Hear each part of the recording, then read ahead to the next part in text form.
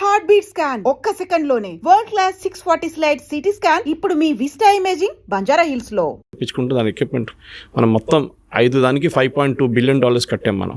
దాంట్లో బ్యాటరీస్ 45,000 కోట్లు దాకా బ్యాటరీస్ ఫైర్ చేసే బ్యాటరీస్ ఉండొచ్చు ఏదైనా. ఇప్పుడు మీరు ఇజ్రాయలీ ఐరన్ డోమ్ చూడండి, ఐరన్ డోమ్ నుంచి ఫైర్ చేసిన ఒక మిసైల్ కి cost is $1 million. Incoming missile అది $20,000 కూడా ఉండదు, కానీ డిస్ట్రాయ్ చేయడానికి ఇంకా ఎక్కువ కాస్ట్ పెట్టాల్సి వస్తుంది. సో మనం దానికన్నా ఆకాష్ తీర్ వాడాం, ఇట్స్ లెసర్ కాస్ట్. ఇప్పుడు కొత్త కొత్త టెక్నాలజీలో ఈవెన్ ఇజ్రాయెల్ టెస్ట్ చేస్తున్నారు, మనం కూడా టెస్ట్ చేస్తున్నాం. లేజర్ వాడుకుంటున్నాం, అంటే మీకు ఫిజికల్ గేమ్ ఫైర్ చేయట్లేదు, లేజర్తో డిస్ట్రాయ్ చేస్తున్నారు దాన్ని, ఇన్కమింగ్ మిసైల్. సో కాల్పు విరమణ అనేది ఇట్స్ అ ప్రాసెస్. మోదీ గారు చెప్పిన దాని ప్రకారం ఎక్కడైనా ఇప్పటి నుంచి మన మీద దాడి చేస్తే, పాకిస్తాన్ నుంచి వచ్చిన తీవ్రవాదులు మన దగ్గర వచ్చి కాశ్మీర్ కానివ్వండి మిగతా ఎక్కడైనా వచ్చి దాడి చేస్తే we will start again. So ఒక భయం, దీనికన్నా ముందు ఈ భయం లేకుండే పాకిస్తాన్కి. ఇప్పుడు వాళ్ళు చేస్తారా? చేయరు, ఎందుకంటే వాళ్ళకి తెలుసు మన కాల్పు విరమణ చేసింది ఈ కండిషన్ మీద, ఇది వైలేట్ చేస్తే మళ్ళీ మేము స్టార్ట్ చేసేస్తాం, మళ్ళీ మమ్మల్ని తప్పు పట్టకండి.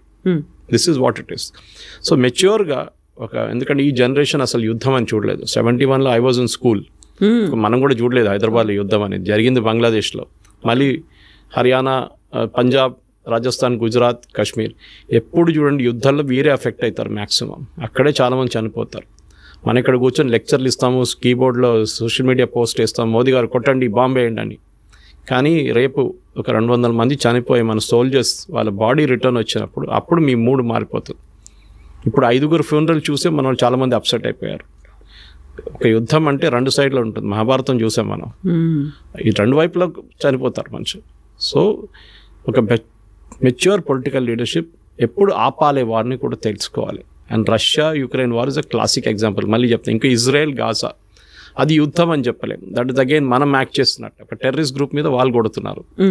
రష్యా యుక్రెయిన్ వార్లో 2 సైన్యాలు కొట్టుకుంటుంది. ట్రూ. మనది సెకండ్ స్టేజ్లో పాకిస్తాన్ ఆర్మీ వచ్చారు, ఫస్ట్ స్టేజ్లో పాకిస్తాన్ ఆర్మీ లేకుండే, మనం డైరెక్ట్ టెర్రరిస్ట్ క్యాంప్ని కొట్టాం.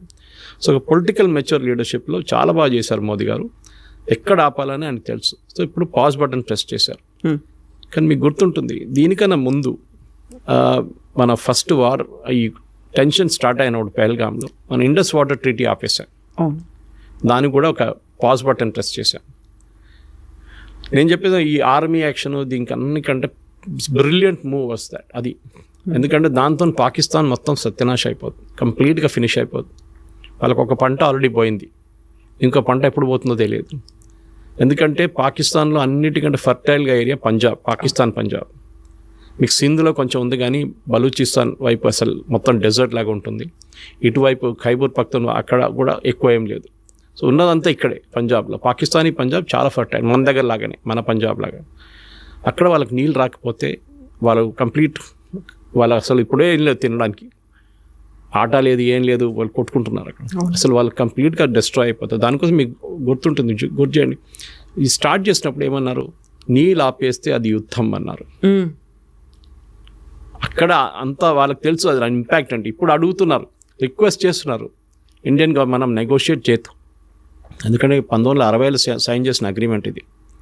అప్పుడు మనం 80% నీళ్ళు వాళ్ళకి ఇస్తున్నాం అని చెప్పి అగ్రిమెంట్ సైన్ చేసుకుని చాలా పెద్ద తప్పు అది. Now that mistake he's been corrected. మన పాపులేషన్ మారిపోయింది, మాకు కూడా దానికి రైట్స్ అవసరాలు ఉన్నాయి. ఎందుకు లేదు? నేను if you see the river, నేను లే లదాఖ్ వెళ్ళినప్పుడు చూసాను, చాలా బాగుంటుంది, బ్యూటిఫుల్ ఉంటుంది, డెసలేట్. అక్కడ టిబెట్ నుంచి వస్తుంది అది వచ్చి ఇండస్ రివర్ మెయిన్ సిస్టమ్ అక్కడ. అది కాకుండా మనకు 3 వెస్టర్న్ ఫ్లోయింగ్ రివర్స్ ఉంది including Indus, 3 eastern flowing rivers through Punjab. So Indus, Beas, Sutlej, Yamuna అన్నీ, that is the continuous link అన్నమాట. మనం నీళ్ళు ఇప్పుడు ట్యాప్ లాగా ఆఫ్ చేయలేము దాన్ని, ఇండస్ని. It's a big system. కానీ ఈ యుద్ధంలో ఐ థింక్ లిమిటెడ్ ఆబ్జెక్టివ్స్ ఏమేమి ఉన్నా మన అన్ని సెకండ్ మనం వ్యాలిడేట్ చేసుకున్నాం మన ఎక్విప్మెంట్ ఎట్లా పనిచేస్తుంది అని. ఈ యుద్ధంలో మీరు ఎక్కడైనా సోల్జర్స్ తుపాకీలు తీసుకొని అక్కడ పరిగెత్తడం చూసారా అటువైపు, లేకుంటే ట్యాంకులు వెళ్తాం చూసారా?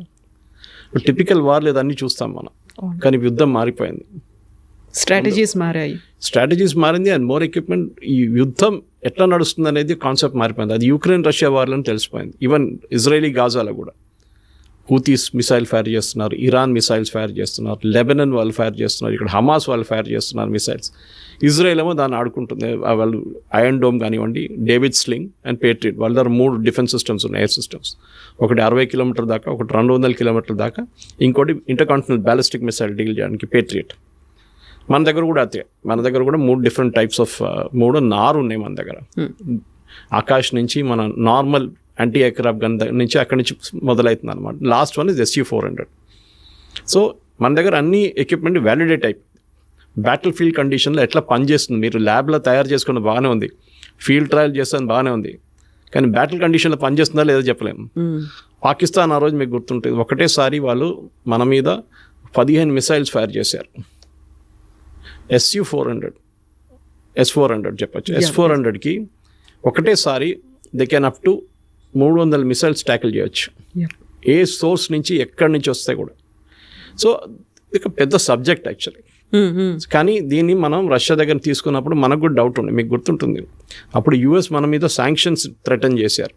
మీరు ఇది కొంటే అంతే సంగతి, మిమ్మల్ని మీద శాంక్షన్. మోదీ గవర్నమెంట్ చెప్పారు ఓకే. అది ఐ థింక్ గోవా కాన్ఫరెన్స్లో, గోవాలో మన బ్రిక్స్ సమ్మిట్ జరిగినప్పుడు అగ్రిమెంట్ సైన్ చేశారు రష్యాతో. ఇప్పుడు US అన్నారు మీరు తీసుకుంటే రష్యా శాంక్షన్, కానీ మనం we went head political leadership, Modi గారి లీడర్షిప్ ఒక డిసిషన్ తీసుకున్నారు, సరే శాంక్షన్ చూసుకుందామని. కానీ వాళ్ళు ఏం చేయలేదు, ఎందుకంటే వాళ్ళ ఎక్విప్మెంట్ అమ్మాలని చూసారు మన దగ్గర, మనం తీసుకోలేదు. అది ఇది తీసుకోకపోతే అది తీసుకుంటాము అని. ఎందుకంటే US దగ్గర తీసుకున్న ప్రాబ్లం ఏమవుతుందంటే, రేపు మన దగ్గర ఏదైనా గొడవ అయితే, రేపు మనం పాకిస్తాన్ మీద దాడి చేసినా కానీ చైనాతో గొడవ పెట్టుకుంటే US చేస్తారు, వీళ్ళు దాని స్పేర్ పార్ట్ ఆపేస్తారు. మన పోఖ్రాన్లో చూసాం మన అప్పుడు US దగ్గర నుంచి చాలా లిమిటెడ్ ఎక్విప్మెంట్ తీసుకున్నాం, కానీ మొత్తం అన్నీ ఆపేశారు వాళ్ళు. So we should be careful. యుద్ధం అనేది ఏదో వచ్చి కొట్టుకుందాం, ఇటు బాంబులు వేద్దాం, మోదీ గారు పాకిస్తాన్ని మొత్తం ధ్వంసం చేసేయండి, అది నడవదు.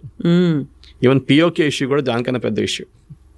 కాకపోతే ఇప్పుడు ఇంత అయిన తర్వాత సడన్గా విక్రమ్ మిస్త్రీ గారి మీద పడ్డారు. ఆయన అబ్యూజివ్ కామెంట్స్ అనేవి ఉన్నాయి, ట్రోల్స్ అనేవి ఉన్నాయి.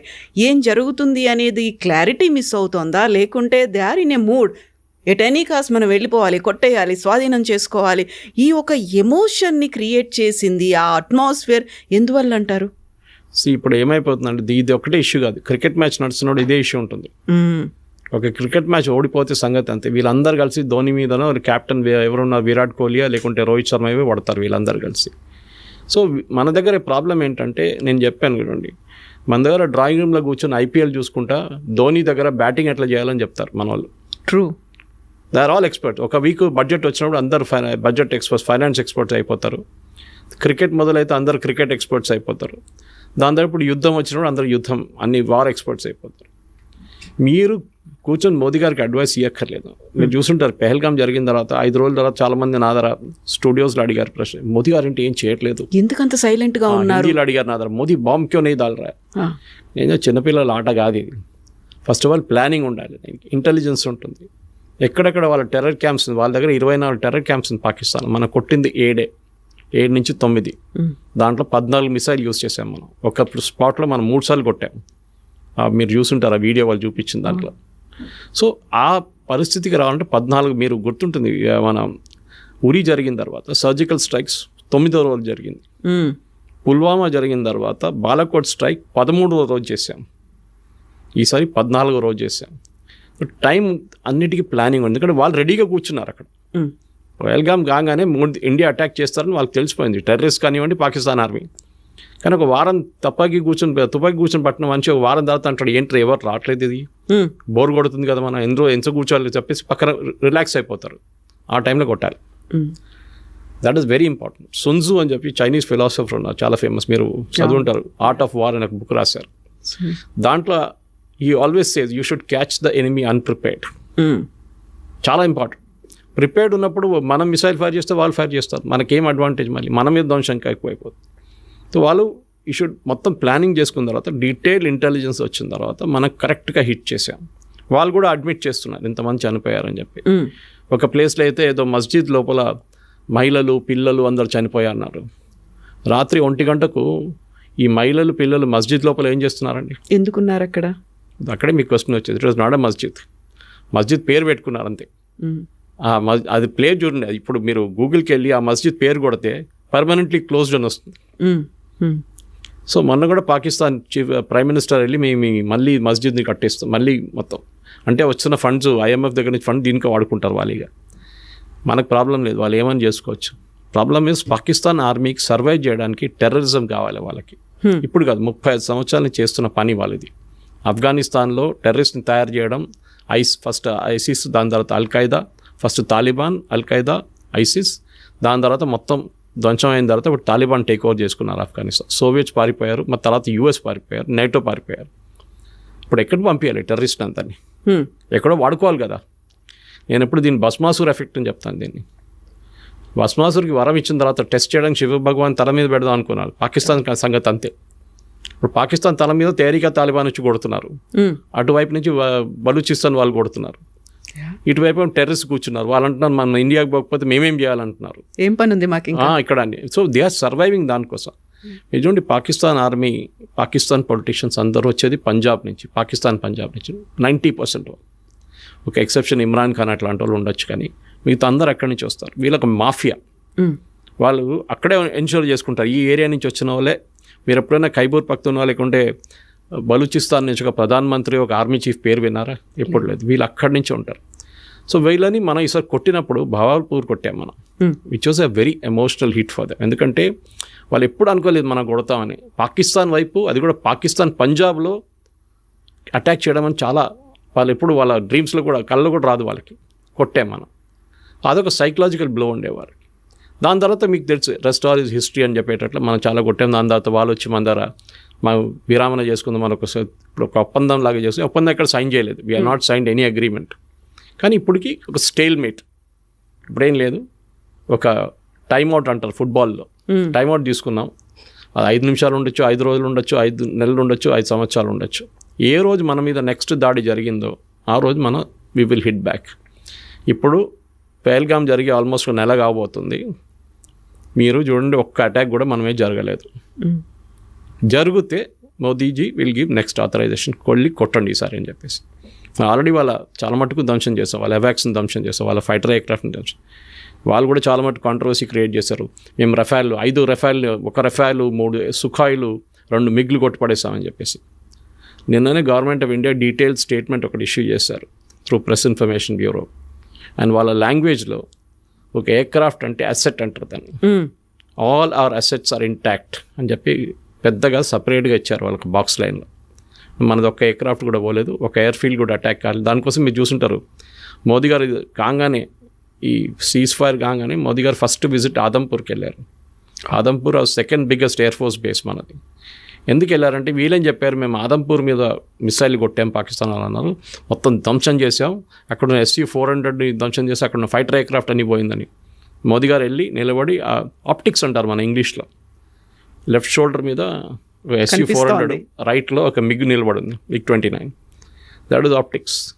మోదీ గారు వచ్చింది ఆయన నార్మల్ ఎయిర్క్రాఫ్ట్లో కాదు, మిలిటరీ ఎయిర్క్రాఫ్ట్లో ల్యాండ్ అయ్యారు. అంటే runways working, systems are working, లేకుంటే ల్యాండ్ గారు. అదే టైంలో Pakistan army chief, Pakistan prime minister మొన్న ఏదో వాళ్ళ బేస్కి వెళ్ళారు. ఎయిర్ ఫోర్స్ బేస్కి వెళ్ళలేదు, ఆర్మీ బేస్కి వెళ్ళారు. అది కూడా ఎట్లా వెళ్ళారు, కార్లో జీప్లో వెళ్ళారు. దట్ మీన్స్ వాళ్ళ దగ్గర ఉన్న ఎయిర్ ఫోర్స్ బేస్ ధ్వంసం అయిపోయింది, అక్కడ ల్యాండ్ చేయలేమని చెప్పి చాలా క్లారిటీ వచ్చేస్తున్నాం. సో యుద్ధం అనేది మన వాళ్ళు కూడా దే షుడ్ అలౌ పొలిటికల్ ఎస్టాబ్లిష్మెంట్ని వాళ్ళ పని చేయనియండి, వాళ్ళకి తెలుసు ఏం చేయాలని చెప్పి. విక్రమ్ మిస్త్రీ గారి మీద చేసిన దాడి ఐ థింక్ మన దేశంలో ఒక కల్చర్ అయిపోయింది. ఎవరైనా మీ ఒపీనియన్కి వ్యతిరేకంగా ఏమైనా చెప్పారంటే వాళ్ళ మీద ట్రోల్ చేస్తారు. He's only a messenger. ఆయన ఒక స్టేట్మెంట్ తీసుకొచ్చి చెప్పారు అంతే. ఆయన కాదు డిసైడ్ చేసింది, పొలిటికల్ లీడర్షిప్ డిసైడ్ చేశారు. He is a messenger. ఇంగ్లీష్లో అంటారు ఇప్పుడు డోంట్ షూట్ ద మెసెంజర్ అని. మనం చేసిన పని అది. మనకు తెలియదు. Of course his daughter used to represent రోహింగ్యాని రిప్రజెంట్ చేస్తుందంటే అది ఇంకో పొలిటికల్ కేసు, అది సపరేట్. చాలామంది పిల్లలు ఇప్పుడు మన కూతురు కానీ కొడుకులు కానీ వాళ్ళ ఫిలాసఫీ ఉంటుంది వాళ్ళకి, మనం ఆపలేం వాళ్ళని. దాన్ని బట్టి మన పేరెంట్స్ మీద ఎందుకు పడ్డాలి అది. అఫ్కోర్స్ అమ్మాయి మీద దాడి చేస్తారు, చాలా ట్రోల్ చేశారు, ఆమెని మళ్ళీ ఆమె అకౌంట్ ప్రైవేట్ చేసేసింది.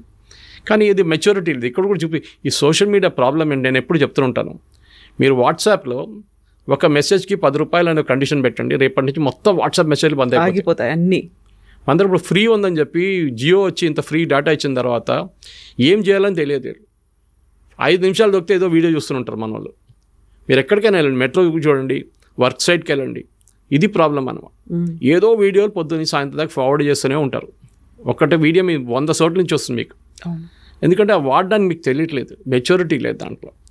ఇప్పుడు నాకు కూడా వస్తుందండి, మీకు చెప్పినట్టు పొద్దున్న నుంచి సాయంత్రం దాకా ఒక 20 మీడియా గ్రూప్స్ ఉంది, దాన్ని అందరూ వీడియోలు పడేస్తున్నట్టు పొద్దున్న నుంచి. వస్తే డిలీట్ చేసుకుంటూ వెళ్ళిపోతాను నేను. కానీ కొన్ని సైట్స్, కొన్ని గ్రూప్స్ ఉన్నాయి వేరే సీరియస్ డిస్కషన్ నడుస్తుందని, అది నేను రిటైన్ చేసుకుంటా, టైం దొరికినప్పుడు చూసుకుంటాను అదనమాట. ఇది మనం మెచ్యూరిటీ ఉన్నప్పుడు చేయాల్సింది. ఏదో వీడియో వచ్చిందని చెప్పి ఫార్వర్డ్ చేయడం కాదు, ఏదో వీడియో వచ్చిందని చెప్పి రియాక్ట్ చేయడం కాదు, మిస్రీ గారు వచ్చి ఒక స్టేట్మెంట్ ఇచ్చినప్పుడు ఆయన మీద దాడి చేయడం కాదు.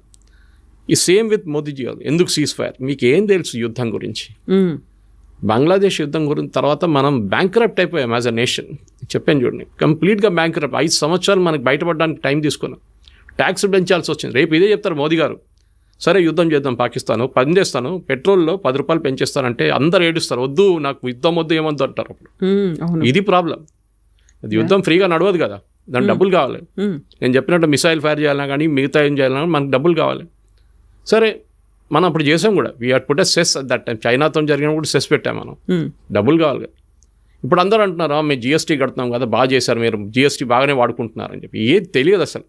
ఎక్విప్మెంట్ ఎప్పుడు కొన్నాము, ఇప్పుడున్న మన దగ్గర అకాక్ గన్స్ అంటాం, మన యాంటీ ఎయిర్క్రాఫ్ట్ గన్స్ ఎప్పటి నుంచో వాడుకుంటున్నాం, ఆకాష్ తీర్ తయారు చేసాం, మన నాలెడ్జ్ వాడుకున్నాం మనం. ఈసారి ప్రతిసారి ఇంకొక కామెంట్ వస్తుంది, ఆరోపణ వస్తుంది, అన్నిటికంటే ఎక్కువగా డిఫెన్స్ కోసం ఎందుకు అంత ఖర్చు పెడుతున్నారు, రక్షణ బలగాల మీద అంత ఖర్చు పెట్టి బడ్జెట్ కేటాయించాల్సినటువంటి అవసరం ఏముంది అనే ఒక మాట ఉంటుంది చూడండి. ఈసారి ఇప్పుడు ఎవరైనా చెప్తారా నెక్స్ట్ బడ్జెట్లో పెంచమంటారు. చాలామంది నా ఫ్రెండ్స్ రాసుకున్నారు, కావాలంటే ఫండ్ ఎస్టాబ్లిష్ చేసే గవర్నమెంట్ మేము డొనేట్ చేస్తాం అని చెప్పి. చూడండి, మూడు మారిపోయింది ఇప్పుడు సడన్గా.